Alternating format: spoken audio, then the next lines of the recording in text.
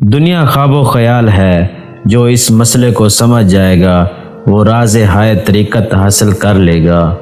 اگر کسی شخص کی کوئی خواہش پوری کی جاتی تو آخرت کی عطایا سے کمی بیشی ضرور کی جاتی ہے۔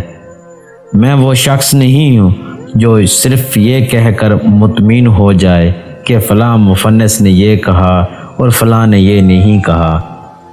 محبوب کو پانا چاہتے ہو تو ایک کام کرو، محبوب تمہارا ہو کر رہ جائے گا، یعنی تم محبوب کے اندر گھل مل جاؤ، کیونکہ جب کوئی چیز کسی چیز میں گھل مل جاتی ہے تو وہ ایک بندے کی ہو کر اسی کی ہو کر رہ جاتی ہے۔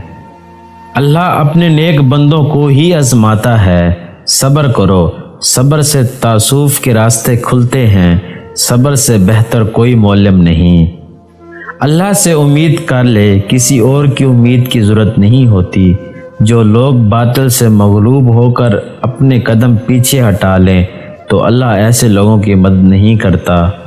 کامیاب لوگ اپنے فیصلوں سے دنیا بدل دیتے ہیں اور کمزور لوگ دنیا کے ڈر سے اپنے فیصلے بدل دیتے ہیں۔